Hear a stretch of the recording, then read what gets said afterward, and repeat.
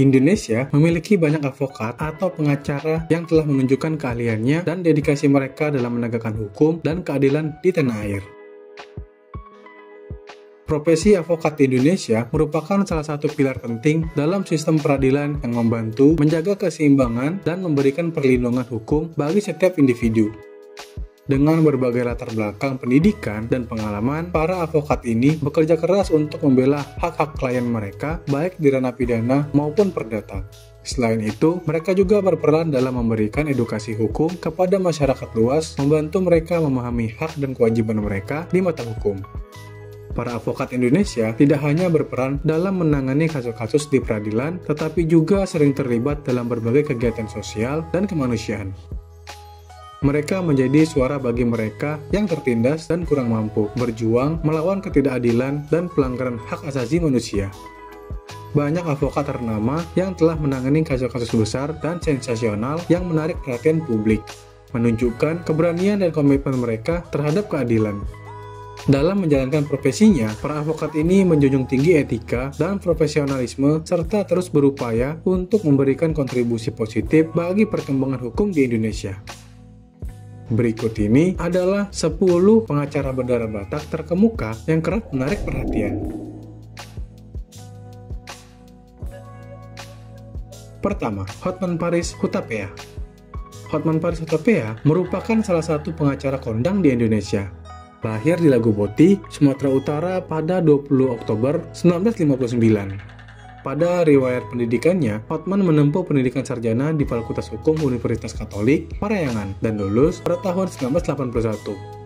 Setelah itu, dia juga mendapat gelar Master of Law di University of Technology, Sydney, Australia. Tak berhenti di situ saja, dia menempuh pendidikan magister di UGM, serta melanjutkan ke tingkat dokter di Universitas Pajajaran. Setelah bekerja beberapa tahun di bidang hukum, pengacara berdarah Batak ini mendirikan firma hukum bernama Hotman Paris & Partner yang berfokus pada litigasi keuangan internasional dan penyelesaian sengketa. Tak hanya dikenal dengan penampilan yang serba mewah, Hotman Paris juga banyak menangani kasus orang-orang terkenal di Indonesia, termasuk diantaranya adalah para artis.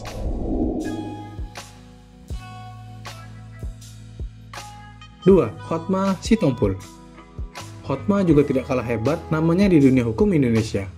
Saudara kandung dari pengacara sekaligus politikus, Ruhut Sitompul bisa dikatakan menjadi salah satu pengacara paling kontroversial di Indonesia dan juga memiliki bayaran yang tinggi untuk setiap penanganan kasus yang dipegang. Bayarannya bisa mencapai hingga ratusan juta rupiah per kasusnya. Sebagai salah satu pengacara terbaik di Indonesia, Hotma juga pernah menangani kasus-kasus sensasional seperti tuduhan pemakaian narkoba oleh artis Raffi Ahmad dan kasus pembunuhan gadis kecil Angeline oleh Margaret di Bali. Ayah kandung dari mantan vokalis band, Bam Samson ini sering dibayar hingga ratusan juta rupiah untuk setiap kasus yang ditanganinya. Tidak hanya itu, Hotma Sitompul juga memiliki firma hukumnya sendiri, Hotma Sitompul dan Associate, dan beberapa aset investigasi properti yang tersebar di beberapa mall besar di Jakarta.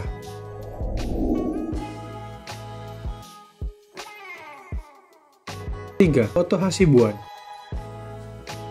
Otto Hasibuan pernah menjabat sebagai Ketua Umum DPP Ikatan Advokat Indonesia, yaitu pada tahun 2003 hingga 2007 dan 2007 hingga 2012. Selain itu, dia juga pernah menjadi Ketua Umum Penghimpunan Advokat Indonesia pada periode 2005 hingga 2015.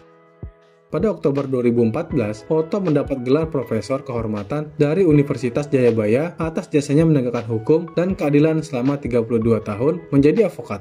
Dia juga pernah menjadi kuasa hukum Jessica Kumala Wongso atas dakwaan pembunuhan Mirna dengan menggunakan kopi beracun cyanida. Selanjutnya, pada 2017, dia juga pernah menjadi kuasa hukum ex-ketua DPR Setia Novanto atas dugaan korupsi EKTP. 4. Ruhut Poltak Sitompul. Ruhut Sitompul dikenal masyarakat luas sebagai seorang politikus, advokat, dan pemain sinetron yang nyentrik. Seringkali, tanggapan dan tindakannya di ranah politik menuai kontroversi dan kritik dari berbagai pihak. Pria kelahiran Medan, 24 Maret 1952 ini, pada pemilu 2009, dia terpilih sebagai anggota DPR dari Partai Demokrat dari daerah pemilihan Sumatera Utara. Pada pemilu berikutnya, kembali terpilih sebagai anggota DPR. Sepak terjang Ruhut di politik mengundang reaksi para kawan dan lawan-lawannya. Ruhut sempat dicalonkan sebagai Ketua Komisi 3 DPR. Namun, karena banyaknya pro dan kontra, akhirnya ia mengundurkan diri dari pencalonan tersebut. Tidak hanya itu, pada tahun 2016, Ruhut lagi-lagi menuai kontroversi berkaitan Pilkada DKI. Partai Demokrat mencalonkan Agus Harimurti Yudhoyono, sementara Ruhut memilih mendukung petahana Basuki. Tentu saja, sikap Ruhut ini mendapat reaksi keras dari internal Demokrat. Ruhut pun digeser dari jabatannya dan ia pun memilih keluar dari Demokrat dan DPR RI.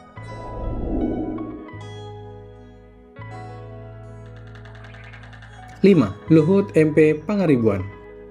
Luhut dikenal sebagai sosok yang pemberani, sepak terjangnya sebagai pengacara tidak perlu diragukan lagi. Pria kelahiran Balige, Sumatera Utara, 24 Mei 1956 ini juga dikenal sebagai seorang aktivis dan akademis. Kasus yang paling melambungkan namanya sebagai advokat adalah ketika dia membela sesama rekan Bataknya, Adnan Buyung Nasution, yang saat itu akan terancam akan disingkirkan dari praktik advokat oleh pemerintah. Dari kasus itu, Luhut beserta penasihat hukum lainnya yang membela Adnan tercatat pada peristiwa pertama dalam sejarah Indonesia, di mana advokat melawan lembaga hukum Indonesia. Sebagai akademis pun, dia telah banyak melahirkan buku-buku karyanya sendiri yang ditulisnya berbagai pengalamannya sebagai seorang advokat, dan hampir seluruh buku-bukunya menjadi bestseller dan dijadikan pedoman oleh banyak mahasiswa untuk belajar tentang hukum Indonesia. 6. Todung Mulya Lubis. Profesor Dr. Todung Mulya Lubis adalah seorang ahli hukum dan guru besar hukum pidana di Universitas Sumatera Utara serta aktivis pembela hak-hak asasi Indonesia. Dalam karir politiknya, telah banyak menangani kasus berkaitan dengan HAM seperti penolakan terhadap pembangunan TMII yang lebih diprioritaskan daripada kesejahteraan para guru pada tahun 1975 dan kasus pelanggaran HAM di Timur Timur pada tahun 1999. Pengacara senior ini juga tercatat sebagai salah satu deklarator pembentukan Divisi Perlindungan HAM di LBH atau Lembaga Bantuan Hukum yang bertugas untuk melindungi hak-hak asasi masyarakat Indonesia. Sampai saat ini, sosok Todung tidak hanya sebagai pengacara kelas atas, tapi juga aktivis pembela HAM yang paling berpengaruh di Indonesia. Sekarang, Todung tidak terlalu aktif lagi berprofesi sebagai pengacara dan telah ditunjuk sebagai Duta Besar Indonesia. 7. Junifer Girsang. Dia adalah salah satu pengacara Indonesia yang cukup senior dan sudah mulai berkarir di dunia hukum Indonesia sejak tahun 1987. Selama berkarir menjadi salah satu pengacara top di Indonesia, Junifer sering terlibat berbagai kasus hukum kelas berat, seperti menjadi salah satu kuasa hukum Firman Wijaya dalam menghadapi gugatan Presiden RI ke-6 Susilo Bambang Yudhoyono, kasus korupsi Mall Grand Indonesia, dan masih banyak lagi. Junifer Girsang pun aktif mengikuti berbagai kegiatan komunitas para advokat Indonesia dan sangat berjiwa nasionalis. Beliau pernah membentuk tim pembela Pancasila dengan para petinggi kepolisian dan dengan para anggota Perhimpunan Advokat Indonesia yang saat itu bertugas melindungi Pancasila sebagai ideologi negara oleh beberapa pihak yang ingin menggantikannya. Sebagai bagian integral dari sistem hukum Indonesia, advokat memegang peranan krusial dalam penegakan keadilan dan melindungi hak-hak individu. Melalui dedikasi, keberanian, dan keahlian mereka, advokat membantu memastikan bahwa hukum dapat diakses dan ditegakkan dengan adil bagi semua lapisan masyarakat. Peran mereka di multifaset ini menjadikan profesi advokat sebagai salah satu pilar utama dalam mempertahankan supremasi hukum di Indonesia. Dengan berbagai tantangan yang dihadapi, para advokat terus berupaya meningkatkan kualitas pelayanan hukum mereka.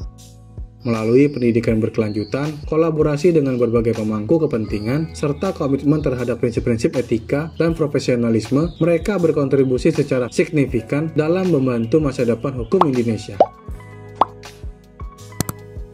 Advokat Indonesia terus berjuang untuk memastikan bahwa keadilan dan kebenaran selalu ditegakkan. Jangan lupa untuk like, subscribe, dan share ke teman-teman lain ya.